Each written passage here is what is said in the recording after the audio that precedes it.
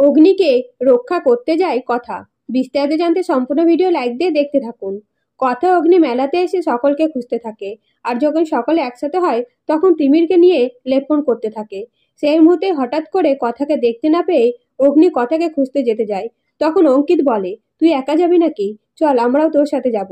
তখন ছোটকা বাধা দেয় আর বলে, দেখছিস না বারবার আলাদা হচ্ছে, এইভাবেই তো আবার এক হবে দুজনে।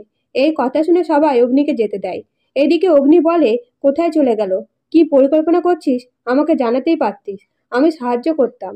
তৎক্ষণাৎ কথা সামনে এসে উপস্থিত হতেই অগ্নি বকাবকি শুরু করে। তখন কথা বলে, আপনার মাফলার টানতে গেছিলাম, আপনি তো গাড়িতে রেখে চলে এসেছিলেন। মাফলার না নিলে ঠান্ডা লেগে যাবে যদি বরফ পড়ে।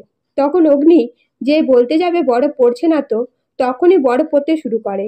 তখন আর কিছু না বলে কথার সাথে বরফ পড়া এনজয় করতে থাকে। তখন হঠাৎ করে কথার ডান চোখের পাতা লাফালে কথা ভয় পেয়ে যায়। তখন অগ্নি বলে, কি হচ্ছে?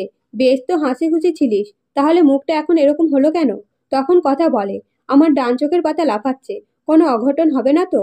তখন অগ্নি কথাকে শান্ত করলে কথা বলে, পাচক মশাই, আপনি সত্যি আমাকে ক্ষমা করে দিয়েছেন তো? তখন অগ্নি বলে, তার মানে তুই কি চাইছিস, আবার প্রপোজ করতে হবে?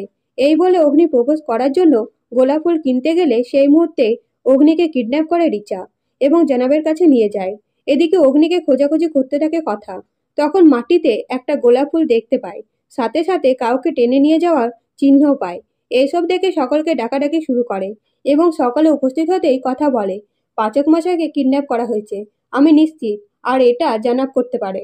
তবে আমাকে কিডন্যাপ না করে পাচক মশাইকে কেন করলো? আমাদের এক্ষুনি অ্যাকশন পয়েন্টে যেতে হবে। এই বলে বিনায়ক স্যারের কাছে যায় সকলে। অন্যদিকে অগ্নির জ্ঞান ফিরতে অগ্নি জানতে পারে কথার জন্য অগ্নিকে কিডন্যাপ করা হয়েছে। তো বন্ধুরা, কথা কি অগ্নিকে বাঁচাতে পারবে? অবশ্যই কমেন্ট করে জানাবেন।